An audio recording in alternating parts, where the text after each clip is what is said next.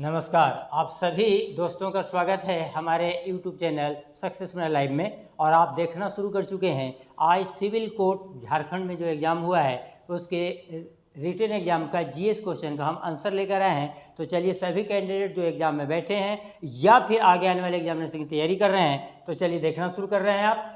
तो यहाँ पर देखिए, आपके सामने पहला सवाल है कि 2011 की जनगणना के अनुसार भारत का सबसे अधिक आबादी वाला जिला कौन सा है। इसका सही उत्तर होगा महाराष्ट्र के ठाणे जिले, जिसकी आबादी लगभग 1 करोड़ से अधिक है। तो आपका सही जवाब होगा महाराष्ट्र का ठाणे। दूसरा सवाल है ONGC यानी oil and natural gas corporation of India के अंतर्राष्ट्रीय प्रभाग का नाम क्या है। तो इसका सही उत्तर होगा कि ONGC का जो अंतर्राष्ट्रीय प्रभाग है, इंटरनेशनल जो विंग है, उसका नाम है ONGC ओवरसीज लिमिटेड। क्लियर। चलिए अब तीसरे सवाल की ओर चलते हैं। आपके सामने देखिए एक थर्मल पावर स्टेशन का नाम दिया हुआ है, नाम है झानोर गांधार ताप विद्युत केंद्र कहाँ स्थित है। सही जवाब होगा गुजरात, क्योंकि झानोर गांधार थर्मल पावर स्टेशन वर्तमान समय में गुजरात राज्य में पड़ता है। सही जवाब गुजरात। क्वेश्चन नंबर 4 देखिए, यहाँ पे अब पहले का उल्टा पूछ रहा है। यहाँ क्वेश्चन है कि भारत का सबसे कम आबादी वाला जिला कौन सा है 2011 के जनगणना के अनुसार। सही जवाब होगा अरुणाचल प्रदेश का दिबांग घाटी जिला, जहाँ की आबादी सबसे कम लगभग 21,000 के आसपास है। चलिए अगला सवाल आपके सामने है, सेवेज ट्रॉफी किस खेल से संबंधित है। सही जवाब होगा गोल्फ। अगला सवाल आपके पास है कि मुक्केबाजी के लिए मॉक्सवेल ऑफ क्वींसबेरी नियम, जिसको शॉर्ट में क्वींसबेरी रूल्स कहा जाता है, इसका जो प्रारूप था, मसौदा था, वो किसने तैयार किया था। तो सही उत्तर होगा आपका जॉन एल सुलिवन। चलिए अब हम चलते हैं अगले क्वेश्चन की ओर। देखिए अगला सवाल आपके सामने आ रहा है और वो सवाल यहाँ पे है कि क्वींसबेरी रूल के तहत पहला बॉक्सिंग हैवीवेट चैंपियन किसने जीता था। तो सही जवाब होगा आपका जॉन एल सुलिवन। अगला सवाल है कि किस मुक्केबाज का उपनाम बिग जॉर्ज से प्रसिद्ध है, यानी बिग जॉर्ज से प्रसिद्ध कौन सा खिलाड़ी है। तो सही जवाब होगा आपका जॉर्ज फोरमैन। अगला सवाल आपके सामने एक आसान सा सवाल है कि बोकारो स्टील प्लांट किस देश की मदद से बनाया गया था। सही उत्तर होगा रूस यानी सोवियत संघ। अगला सवाल आपके सामने है कि निम्नलिखित में से कौन सा गुजरात का बंदरगाह शहर नहीं है। तो सही जवाब होगा, चूँकि ओखा, पेरावल और पोरबंदर ये सभी गुजरात के बंदरगाह शहर हैं। सही जवाब होगा राजकोट। अगला सवाल है कि केंद्र शासित प्रदेशों के बारे में निम्नलिखित में से कौन सा कथन सत्य है। तो इसमें सही जवाब होगा कोई भी नहीं, यानी उपरोक्त में से कोई नहीं। चलिए अगले सवाल की ओर चलते हैं और आपके पास अगला सवाल है, देखिए यहाँ लिखा हुआ राज्य सूचना आयोग, मतलब कि झारखंड राज्य सूचना आयोग का गठन कब हुआ। तो इसका सही जवाब होगा 2005। अगला सवाल है यूनियन पब्लिक सर्विस कमीशन के अध्यक्ष की नियुक्ति कौन करता है। आप सभी जानते होंगे कि जितने भी संघीय संगठन होंगे, संघीय इस प्रकार के जो आयोग होगा, उन सभी की नियुक्ति केंद्रीय मंत्रिमंडल के सलाह पर भारत के राष्ट्रपति के द्वारा किया जाता है। अगला सवाल यूपीएससी से है कि यूपीएससी सदस्यों के लिए पद धारण करने की अधिकतम उम्र सीमा क्या है, मतलब रिटायरमेंट एज क्या होता है। सही उत्तर होगा 65 वर्ष की आयु या फिर 6 वर्ष, जो पहले पूरा हो जाए। आपका ऑप्शन है यहाँ 65 ईयर। अगला सवाल देखिए, कहता है कि लोकसभा के अध्यक्ष का चुनाव कौन करता है। आप सभी जानते होंगे कि अध्यक्ष का चुनाव उस सदन के सदस्यों के द्वारा ही किया जाता है। लोकसभा का अध्यक्ष यानी इनको कौन चुनेंगे, तो लोकसभा के सभी मेंबर अध्यक्ष के चुनाव में भाग लेते हैं।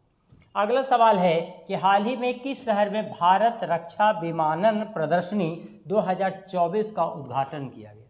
सही जवाब होगा राजस्थान का जोधपुर शहर। अगला सवाल आपके सामने है कि भारत ने हाल ही में किस स्थान पर VLSRSAM मिसाइल का सफल परीक्षण किया है? तो सही जवाब होगा उड़ीसा के चांदीपुर मिसाइल परीक्षण केंद्र। आपका आंसर होगा बी। अगला सवाल है कि हाल ही में किस संगठन ने अभ्यास AIKYA 2024 के नाम से आयोजित किया? सही जवाब होगा NDMA। अब अगले क्वेश्चन की ओर हम चल रहे हैं। इस अगले क्वेश्चन को जानने से पहले यहाँ पे इस क्वेश्चन को आगे ले लेते हैं और सही जवाब आपका है, ये जो क्वेश्चन आपके सामने आ रहा है इसमें आपके सामने आ गया है यहाँ पे क्वेश्चन कि निम्नलिखित में से कौन सी विशेष प्रयोजन एजेंसियां हैं? तो सही जवाब होगा सभी, क्योंकि ये सभी प्रयोजन एजेंसियां हैं। अगला सवाल है कि निम्नलिखित में से कौन सा कारक मुख्य रूप से मनुष्यों में श्वसन को नियंत्रित करता है? तो इसका सही जवाब होगा अंतर्निहित आनुवंशिकी नियंत्रण। और इससे आगे बढ़ें तो अगला सवाल आपके सामने है, यानी इसका जवाब होगा सी। इस क्वेश्चन को देखिए, उस प्रजनन को क्या कहते हैं जिसमें केवल एक जनक ही संतानों को जीन हस्तांतरित करता है?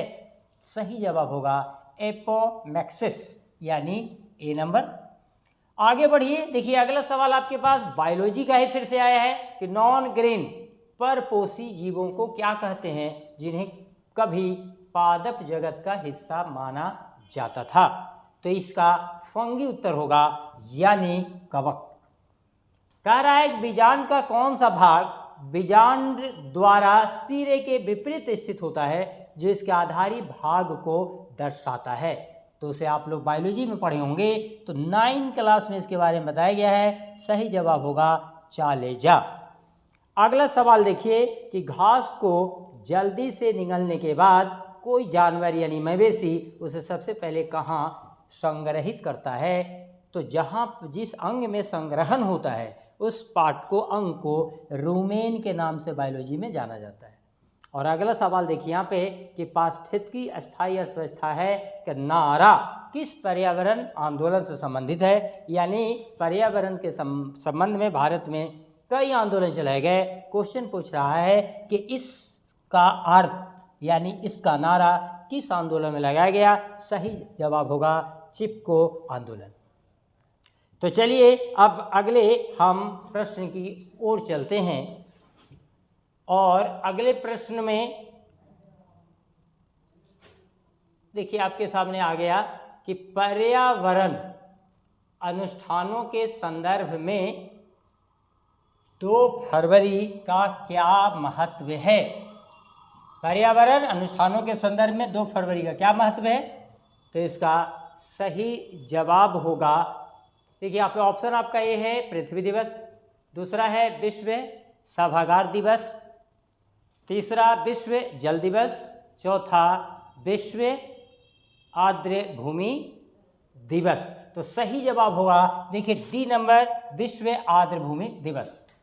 आगे बढ़िए, कह रहा है कि अफगानिस्तान का हेलमंद प्रांत किसके उत्पादन के लिए पूरी दुनिया में फेमस है? तो आप सभी जानते होंगे कि अफगानिस्तान में तालिबान की शासन है और अफगानिस्तान पूरी दुनिया में नशीले पदार्थों के उत्पादन और पूरी दुनिया में सप्लाई के लिए बदनाम है। तो आप समझ गए होंगे सही जवाब होगा अफीम।